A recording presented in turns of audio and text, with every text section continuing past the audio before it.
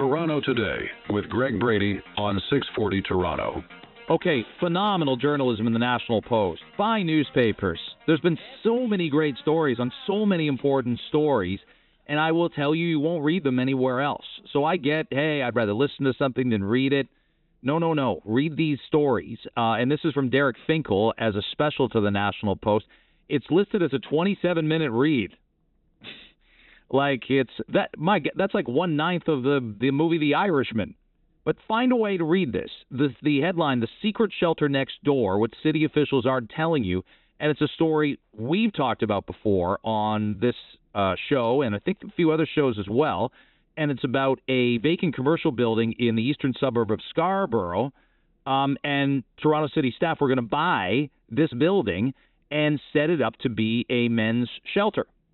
But they didn't tell the local city councilor, and they did not tell the community, and people were like, okay, but maybe there's a better spot for it. Why?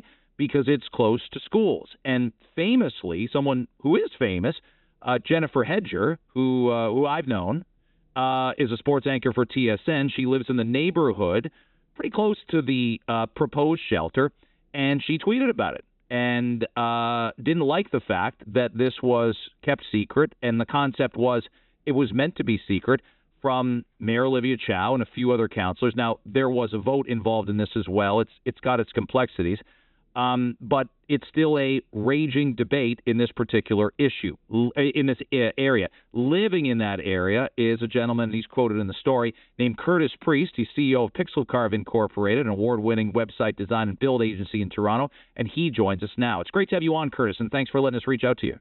Oh, thanks, Greg. Really appreciate you having me on. Is the story's context pretty fair in that the community's still a little bit burned because they think something so important and, yes, maybe necessary, needs more consultation, needs more transparency? Yeah, well, I think part of the biggest issue here is simply just the way that the government and the city is going about it. Just surprising communities and neighborhoods with these types of facilities without any consultation or even a heads up. I'm a bit of a different situation. We were, I believe, the first of the shelters in my neighborhood. I'm downtown.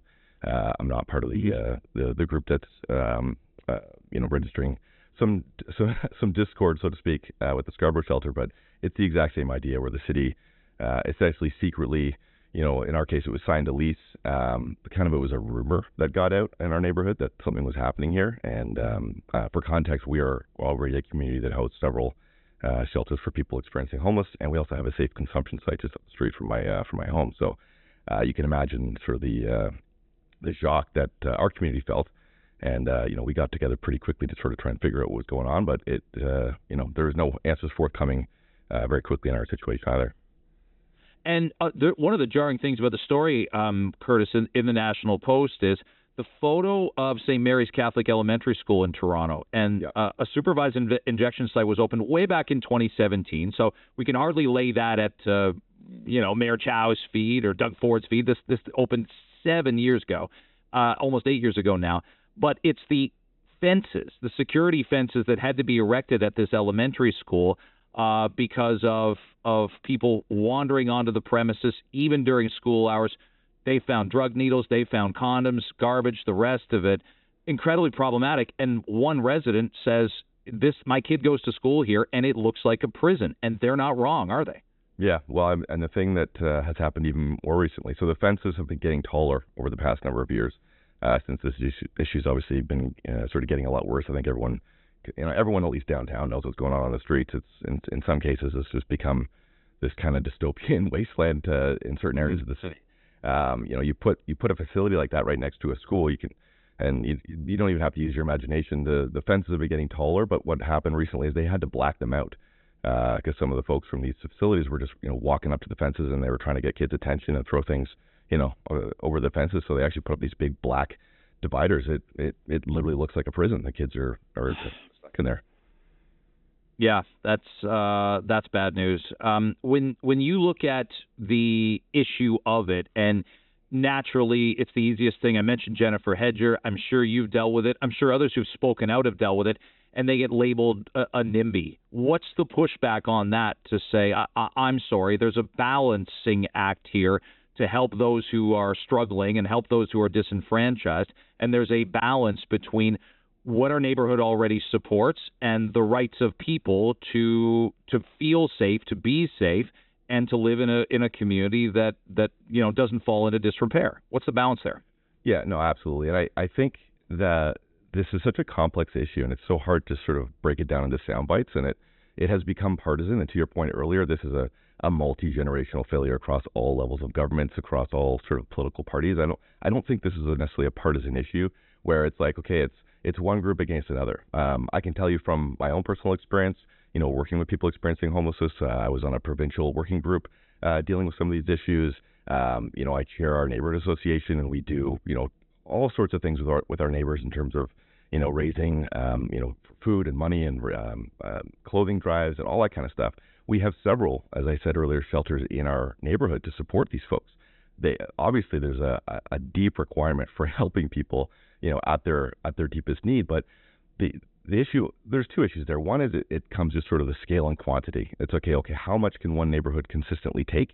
Especially when you're dealing with schools. There's actually two schools directly by the sites that we're talking about in our neighborhood. And then these are quiet sort of cul-de-sac-y neighborhoods. There's not, major access to some of the services that will be required, at least not in the new shelter that's going in for us. But the bigger issue that I have is this has really fundamentally changed the nature of the relationship between people experiencing homelessness and neighborhoods and communities. It's made it adversarial. Yes. I don't think that it needs to be adversarial. It's sort of the government has almost pitted us against each other in a very unnatural way.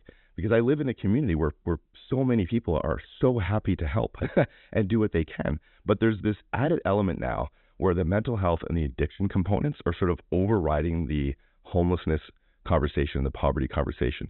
Those are being conflated. They're put together when they, although yes, they overlap, they are not the same thing. And it's created this incredibly unsafe environment for families and children, or just, regular people walking down the street. I mean, I unfortunately, my wife and my son had an experience, just a horrific experience, right outside the front door of my condo, with a gentleman that, quite frankly, should not have been on the street. He should have been in care. He should have been getting treatment. And it happens time and time again. I mean, what happened? Can you tell me more about it? I mean, I don't like getting a lot into it. It's sure, whatever you can say. So we live literally a block south of the injection site. We see some of the, often it's sort of the same people. So you kind of get to know, the faces and you recognize folks.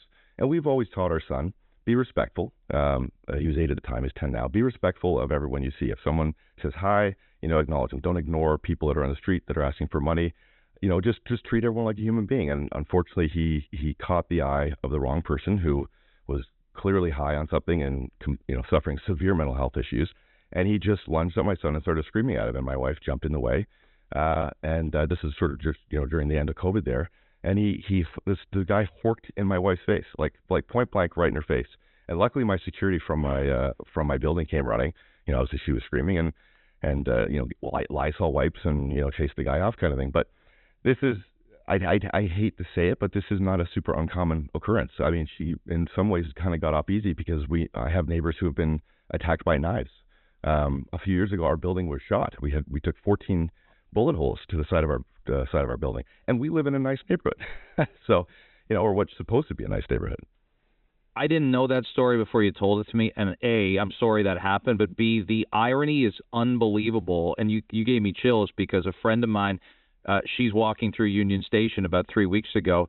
She got spit on by a guy sort of transitioning from the GO train to get to the subway. And she hasn't been back on transit since. It was it's only been 2 weeks, right? But that was so rattling for her. Before you go, I want you to hear the Jen Hedger clip, and I want you to hear the audience with her documenting just sort of the concern. And again, this is not unique to Scarborough, not unique to downtown, but just tell us what you're doing and work with communities. Here's what she said. We're not just saying to the city, this is a problem, you guys solve it. We're saying to the city, we see a problem here. Let's work together to find a different site. And we've been completely stonewalled, Greg. It's been actually quite shocking and maddening. And on a day when we're talking about elections, and we had a by-election yesterday, elections matter so much, and that we have a councillor right now who wants to get the ear of a mayor. We have a councillor who has been able to get a meeting with Bill Blair and get a meeting with Dolly Begum. So Blair and Begum have both agreed to meet with Parthy to hear our issues. And the mayor of Toronto, Olivia Chow, has not responded. And that's Parthy Candival, her city councilor that she's referencing, Curtis. But it just goes to a bigger picture saying none of us don't think we should have shelters. And to your point, none of this is binary. Oh, you care about the homeless or you don't. We have to find some common ground and some neutral territory here where we can work together and tell you where the best location is in somebody's community. That's it. Absolutely. But the other thing that I think people are missing, which is really an important critical point, which even I didn't fully appreciate until it sort of happened to us, is when they declared the homelessness emergency, they gave this thing called delegated authority to city staff. So, as a person who's lived in my community for quite a while, and on some of these, associations and organizations, I have direct lines to all the politicians, and I've met with every level of government. I've met with the police. I've met with everybody. And the answer that I always get is, well, we can't do anything because we delegated authority to the city staff, and they can basically do whatever they want, and they don't have to tell anybody about it. So if people out there who are listening, if they think their neighborhood's safe from this because they perhaps have a counselor who's like-minded, they're not. The council really has nothing to do with it. The Olivia Chow has nothing to do with it. They have handed over authority of this decision-making to unelected bureaucrats who basically get to decide what happens inside your neighborhood. You got it. That's exactly it. Hey, Curtis, thanks for being a voice on this, and I hope we get to chat again. Thanks for the time as well. Thanks so much. Really appreciate it. There's Curtis Priest, CEO of Pixelcarve.